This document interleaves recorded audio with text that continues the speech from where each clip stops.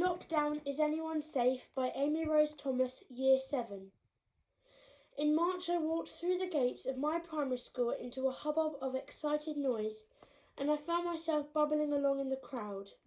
We were going into lockdown and school was closing for 12 weeks. What were these changes going to do to our lives? On the first day of lockdown, everything seemed to be plunged into a strange and eerie quietness, like some sort of expectation, a hush, a delicate whisper, and as if for the first time I could actually hear the birds singing.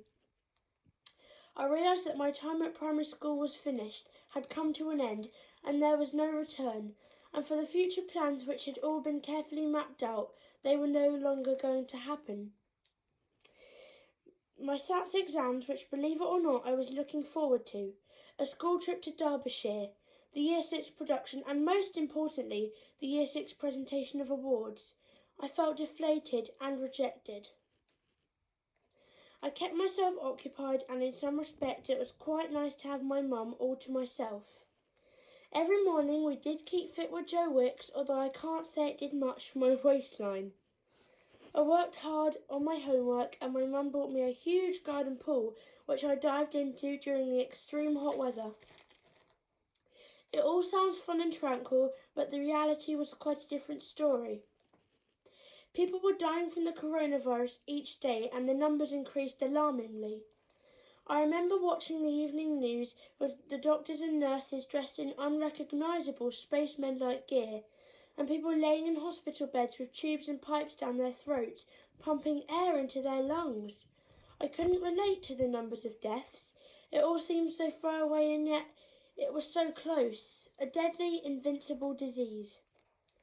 At the end of lockdown, Mummy and I decided to go on a walk after 3 months. We hadn't even left the front garden, so this was quite a big thing to do. As I peeked through the bars of my gate of my school, the emptiness struck me. It looked somehow sad, quiet and lonely. It was so haunting, icy and somehow lost. It was a beautiful hot day, but I felt cold. No children, no cars, just the occasional person walking their dog. In September, I started high school, and it should have been full of anticipated excitement. Instead, it has been tainted with strange routines and dictated guidelines, face masks and hand sanitizer. I go to school because the government say I should, but each day I wonder if I'm safe or not. Here we are today in the middle of a second lockdown with over 53,000 deaths caused by the coronavirus. We are living in a world with a deadly disease hiding just around the corner, waiting to pounce and ready to ruin a life. How long is this going to last? Will we ever be safe? What did I learn over lockdown 2020? Well, I learned a lot more than I anticipated. I learned how important checking up on your friends and family is, and how in some cases it can save lives. I learned how much we rely on each other, and how social engagement is such a huge part of certain people's lives. Take my granny, for example. She used to talk to people every single day, friends, families, or strangers. It didn't matter to her. She just wanted to have a friendly conversation with someone. It's what made her happy, and it's what motivated her. But when this suddenly came to a halt because of lockdown, it really affected her mental health. I'm going to give a trigger warning now, as I'll be talking about suicide and self-harm. Mental health. People seem to think mental health is such a taboo topic, as they don't understand it, or because it frightens them. But I personally think it needs to be talked about more, say, in schools, as young people might not understand what their friends, family, or they themselves are going through, and it's a huge part of society today. Millions of people suffer from different types of mental health issues across the globe, and so many of them don't know how to cope with it. I'm sure that you would agree that lockdown did not help these people, especially for those who didn't understand what they were going through or felt as if they couldn't reach out for help. Many people developed different types of mental health issues over lockdown, such as severe anxiety from the worry of the virus or other people, or depression from the lack of communication with others or the downgrading of themselves from social media. Studies show that lockdown affected young people's mental health especially. from the stress of schoolwork that was put onto their shoulders, or the lack of support from friends and family and not communicating with others enough. There was a huge increase in suicidal thoughts and self-harm over lockdown. These people had to endure so much pain every single day, and suicidal rates allegedly increased 200% over lockdown 2020. And all these people needed was somebody to talk to, somebody to help drive them away from these horrible thoughts that they were having, somebody to help motivate them and help them feel comfortable with the environment they were living in and themselves. Suicidal rates allegedly increased 200% over lockdown 2020.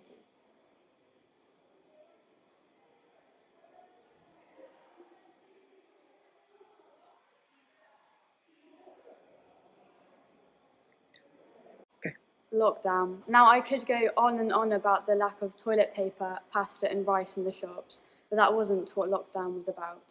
No, lockdown was about protecting yourself from COVID-19 as well as your friends, family, and strangers. It was also about working together to stay sane, safe, and connecting with people in ways we didn't have the time to before.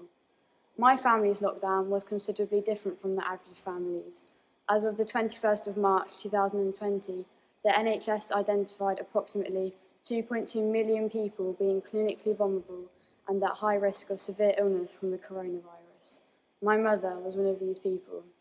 This meant she had to ideally limit her social interaction between us and keep it to a minimum, and also limit her time spent outside the home environment. This, as you can imagine, was surpassingly difficult for us because as a family you want to spend time with the people you love, and having that freedom taken away from you is painful. I also missed the spontaneity of life, the impulsive ideas to get into the car and drive to the sailing club, beach cafe and shops, all ground to a halt. Being the only child added to the loneliness COVID-19 had thrust upon us all, and I craved the feeling of enjoyment of spending time with my friends. We all felt that sometimes seeing the people close to your heart virtually didn't fulfill your withdrawal from normal life and the need for physical contact. On the other hand, this lockdown was a way of strengthening our bond as a family and being able to spend quality time with them. My father didn't have to commute to London regularly, so this meant we were able to appreciate this rare occurrence, and our family meals, evenings and days were unrestricted from train timetables and delays. I think we can all concede that the weather excelled itself during lockdown, can't we?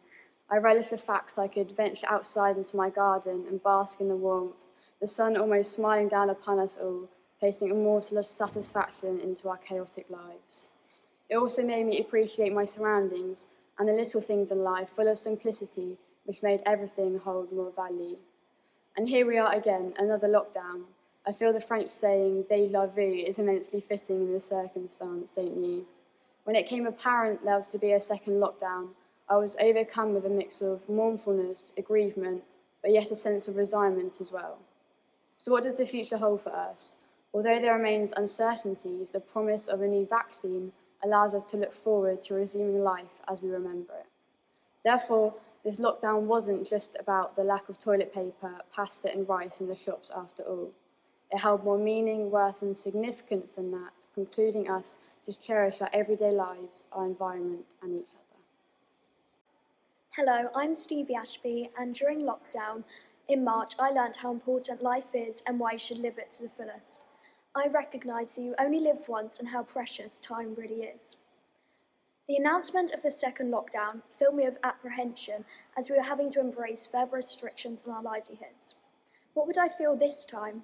Would I draw the same conclusions, or would I regard this lockdown differently? In entering yet another week of this second lockdown, I've tried to retain this positive mindset I felt the first time round, although I feel it is much easier to manage the restrictions imposed on us, as we have school to attend and we are able to see our friends there. I believe that the quote by Mark Twain, 20 years from now you'll be more disappointed by the things you didn't do, by the ones you did do, sums up what thoughts and ideas were swarming through my head during the first lockdown. I think that it means that whatever you do, you will always wish you did them a bit better or in a different way. However, I also believe that we should strive to move away from this and start accepting that we only live once, so we should aim to spend the majority of our time appreciating the things we have rather than the things we want. I realised and fully appreciated how incredible my family and friends are as well over lockdown, and I've also realised how lucky I was to be able to communicate with them over FaceTime and messages, which is why I'm really grateful that we can see our friends during this lockdown at school. They help motivate me with my work and hobbies, and additionally, when I'm feeling down, they brighten up my day with reassuring words.